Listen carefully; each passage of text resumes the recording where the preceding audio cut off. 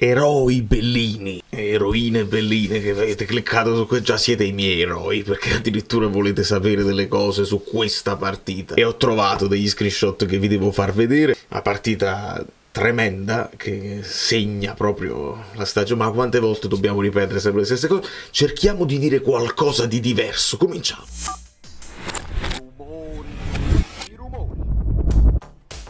Sempre con calma, perché per me è notte, per voi no. Questo è il 3, vedi? Ma non è il terzo scudetto, sono le 3 partite che servono per finire il campionato e dobbiamo vincere tutte e 3 le finali, così è un record, almeno vinciamo 3 partite. Benvenuto Marcati e tutti i nuovi iscritti. Iscrivetevi al canale, ve ne prego, perché adesso siamo a 22.100 e dobbiamo arrivare a 23. Dobbiamo togliere il numero del capitano, che in questo momento non mi soddisfa, non mi può soddisfare, e la cosa è grave, è molto grave. Quindi lasciate il like se vi sembra di potermi aiutare a fare questa cosa qua. Insomma, andiamo veloce con gli screenshot. Voglio dare i voti, e saranno voti pesanti stavolta. Non posso più accettare certe prestazioni. Spostiamo dall'altra parte. Questa è subito l'immagine incriminata, ma ne dobbiamo parlare alla fine, perché è la cosa più grave. Poi qualcuno mi venga a dire che mi sono sbagliato, ve ne prego, voglio sbagliarmi su questa cosa. E lo faccio vedere bene anche in reaction, andatevi a guardare la reaction, non fate i micragnosi, siate aziendalisti anche tu. Calcio di inizio, come al solito, è una tradizione dell'azzurro fluido, si fa notare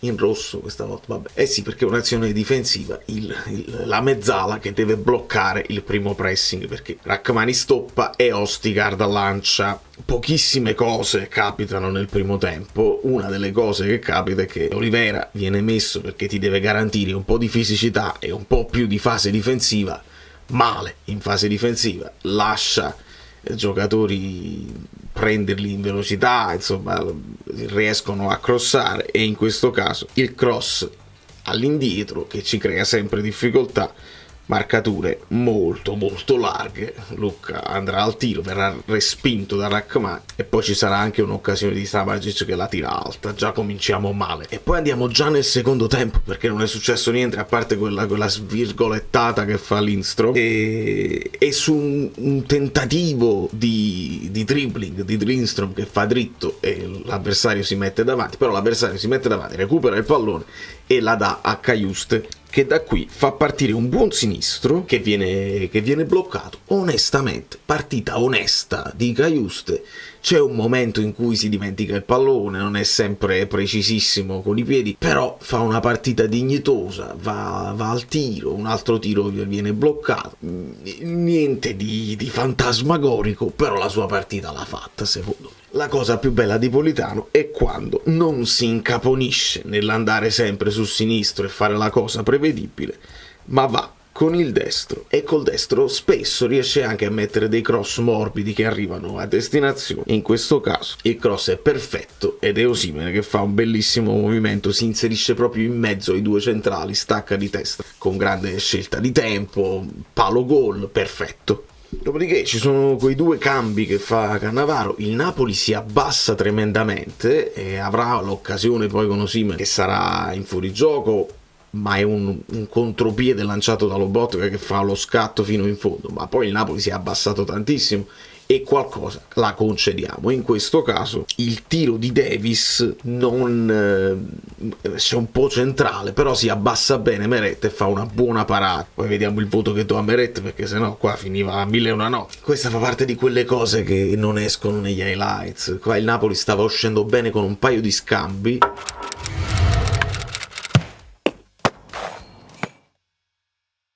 e la palla arriva a Traoré. Ora Traoré qua deve fare una cosa sola nella logica: il pallone lo deve dare là, perché Olivera arriva in corsa, e invece Traoré qua il pallone glielo dà qua. Tant'è vero che Olivera deve frenare la sua corsa per stoppare il pallone e ricominciare.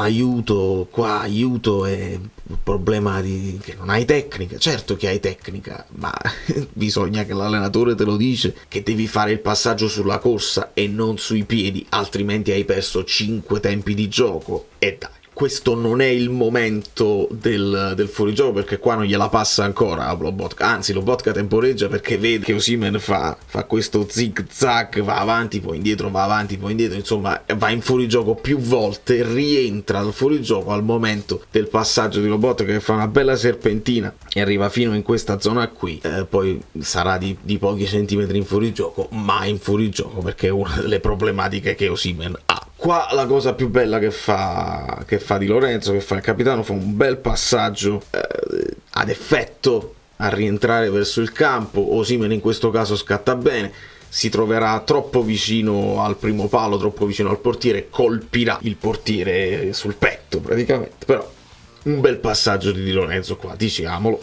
E poi qua succede il male, perché vedete che il Napoli si è abbassato tantissimo, ci sono degli accoppiamenti, Olivera, Ostigard, Rachmani, anche Traoré qua fondamentalmente è accoppiato al suo uomo, qui Di Lorenzo, e c'è Lobotka che chiama l'uscita, perché non dovrebbe essere nemmeno lui, in questo caso lui sta in marcatura sopra, chiama l'uscita ad un Anghissà che non ha nessuno e sta bassissimo per motivi a me ignoti, e c'è tutto questo spazio che dà all'avversario il tempo di calciare e di fare questo lancio qui. E al momento del lancio, ovviamente, vedete, Anghissà e Traoré si sono mossi in avanti e quindi già qui si trova un 2 contro 1 e un 3 contro 2, insomma, con Ostigard. Ma sul lancio abbiamo ancora la possibilità, teniamo Olivera, non teniamo Mario Rui. E invece Olivera non salta nemmeno, si gira, si fa mangiare in testa, e qua si crea la situazione di difficile lettura anche per Ostigard, che indietreggia un pochino, scivola anche, gli fa il contromovimento, success e gol, tentativo disperato di Lorenzo, ma niente da fare. Noterete una cosa qui, Lobotka e Traoré stanno cercando di rientrare alla disperata, me ne manca uno e anche se stringo non lo trovo, e in questa immagine invece lo vediamo, tranquillissimo il passeggio. E vabbè, oramai è andata. Mentre c'è gente che alla disperata prova ad andare a dare una mano, è anche irrazionale, ti deve venire da dentro la voglia, la disperata di aggiustare una situazione che sta andando male, e Anghissà si ferma, passeggia e non interviene, e al gol subito si vede, non lo posso far vedere io, ma Lobotka che si arrabbia tantissimo, Meret che si arrabbia tantissimo e gli altri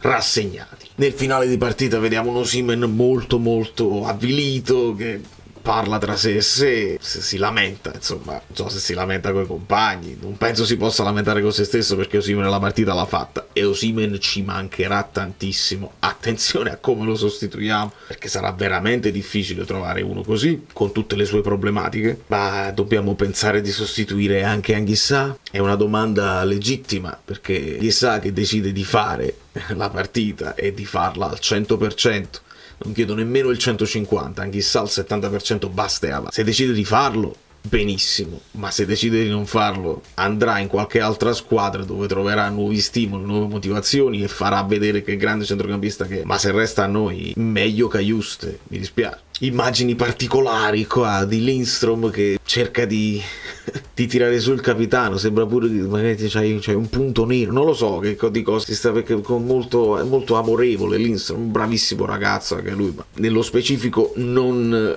entriamo nella partita di Lindstrom per i motivi che vi ho spiegato ieri anche in live. Screenshot bonus quando si ribatte dopo il pareggio dell'Udinese, vedete la mezzala, che in questo caso è Traoré, che deve andare in blocco, ma è anche l'avversario che blocca Traoré che vorrebbe andare avanti, in questo caso succede a metà, e in questo caso quando la palla va a Rachmani, qua non lo faccio vedere, ma se andate a rivedere, Rachmani stoppa il pallone e Ostigard non lancia, tant'è vero che è Rachmani che deve, ok, e la lancia lui, però la lancia piano, poi si torna indietro e oramai non si sa più cosa fare. Un'altra cosa molto brutta è questo cross alla cieca che fa Simeone quando al centro c'ha Ipolitano, già non può essere, E quando hai Ngong qua da solo, tu hai fatto un bel taglio Simeone su un altro lancione, gli devi scaricare il pallone a Ngong e si inventa lui un fatto e tu rientri magari al centro dell'area. Ma questo cross alla cieca per Politano è proprio la morte del calcio logico. E un'altra cosa che mi avevano fatto notare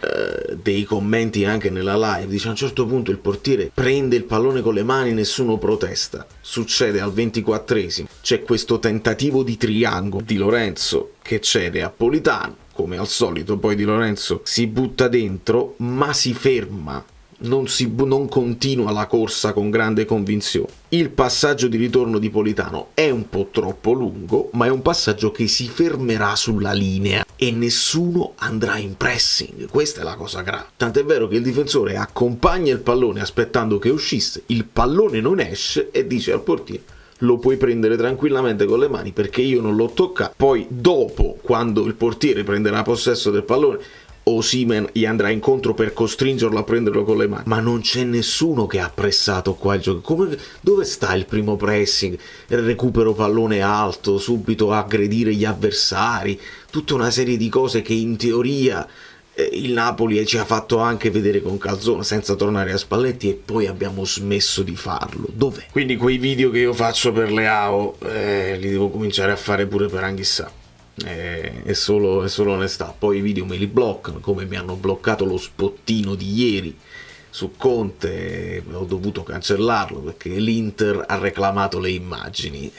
Forza Inda, non ci potremmo manca divertire, manca una battuta, si può fare subito, state come vabbè. Insomma, i voti. Ovviamente mi tolgo uno sfizio di farvi vedere come avevo presentato la partita in vigilia, e quindi domani parleremo del pareggio tra Udinese e Napoli, un pareggio rocambolesco, insomma il calcio balneare, ci andiamo vicini a un risultato, però poi alla fine è andata così. Al di là di tutto sappiamo che, penso di essere stato abbastanza preciso e profetico, pareggio, non solo pareggio, anche rocambolesco, perché il rocambolesco è stato, abbiamo provato così. In vigilia vi avevo anche detto la speranza che il film possa aver dato una scossa, ma non me l'aspettavo, e quindi ci trasciniamo verso la fine di questo campionato indecoroso di questa squadra. A Meret io do 6,5 perché fa un paio di parate, una anche su un calcio d'angolo che non vi ho fatto vedere, e poi nel primo tempo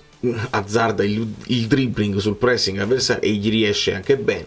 Un po' un brivido, ma Meret la partita l'ha fatta. Olivera 5, poteva essere un 5,5 di volontà perché ci ha provato anche a spingere, però sul gol anche lui non salta e soffre, seppure Olivera, che ha meno qualità di Mario Rui, soffre sulle palle alte. Chi deve giocare in questa squadra? Veramente chi scegli sbagli. È tutto il contrario dell'annata precedente, dove chi scegli fai bene. 5 Olivera, come do 5 a Ost, è forse il meno colpevole sul gol paradossalmente, però i centrali devono avere 5 entrambi. Rachmani ha lottato, ma non può esistere, la palla deve sgonfiarsi, deve sparire, non può esistere prendere un altro gol al 93. E a Di Lorenzo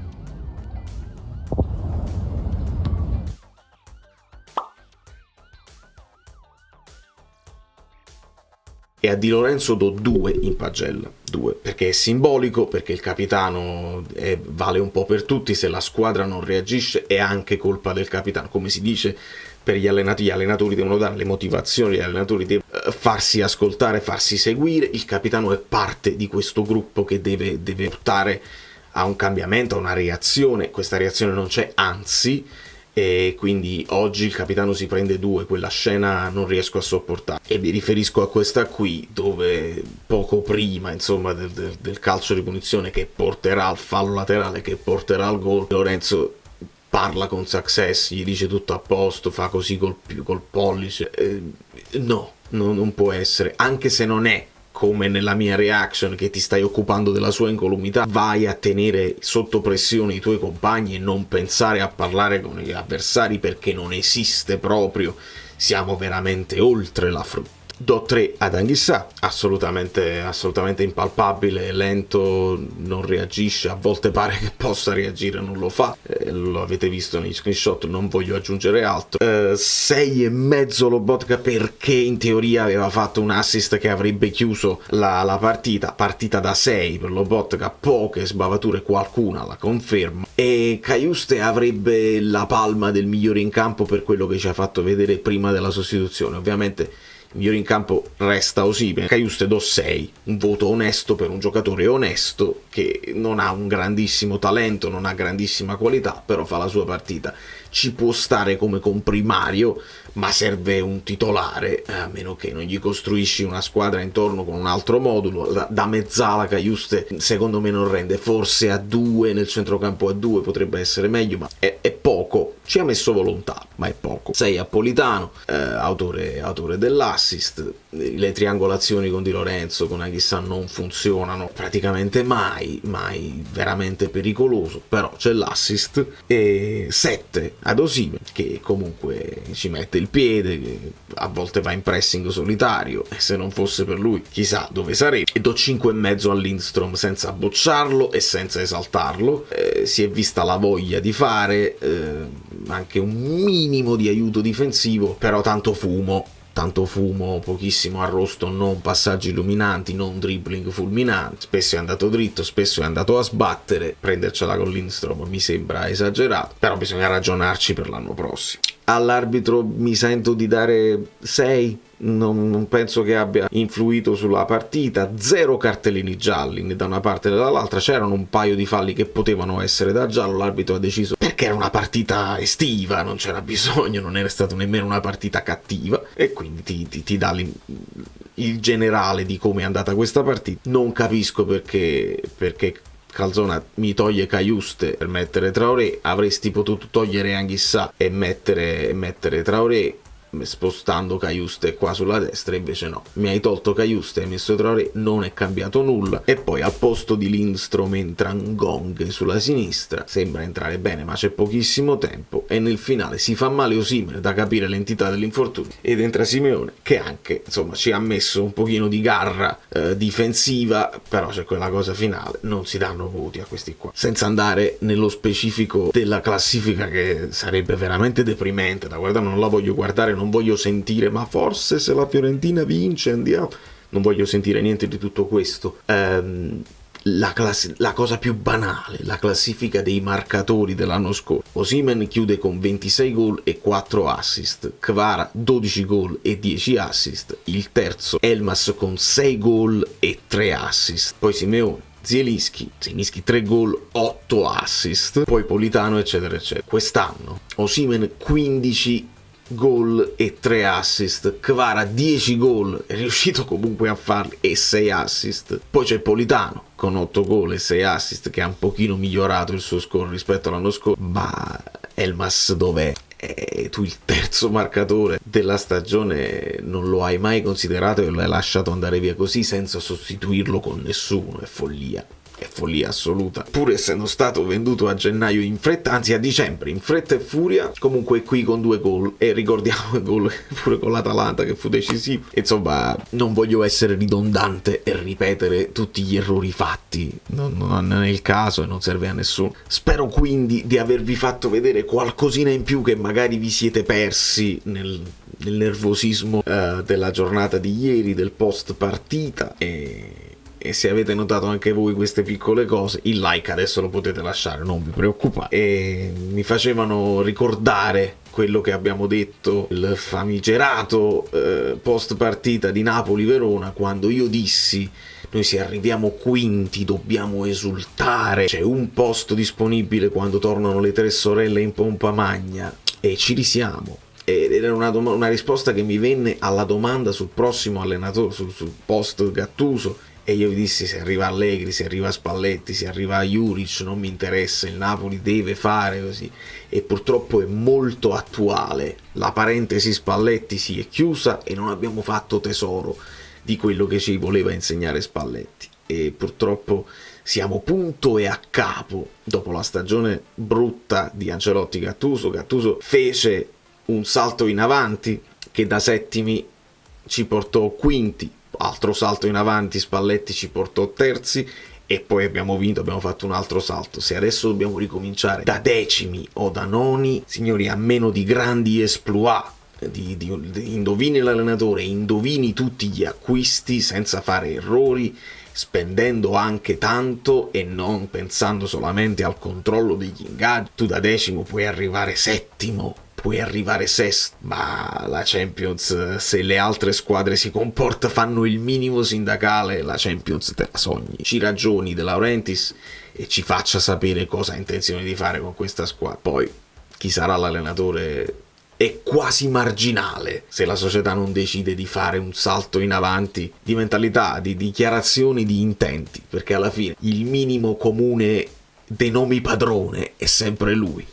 Da New York, Valerio Fluido è tutto, vi abbraccio, vi bacio, non mollate, siete iscritti al canale perché voglio parlare anche delle altre squadre. Lo so, sarà difficile perché la maggior parte di noi vogliamo parlare solamente del Napoli, invece voglio parlare di De Rossi, voglio parlare di come si comporterà Motta in un'altra squadra un po' più grande, voglio parlare di alcune sorprese, anche di calcio internazionale. Dobbiamo cominciare, perché ho paura che il Napoli sparisca dai radar. Ne parleremo sempre, però dobbiamo essere pronti ad allargare i nostri orizzonti.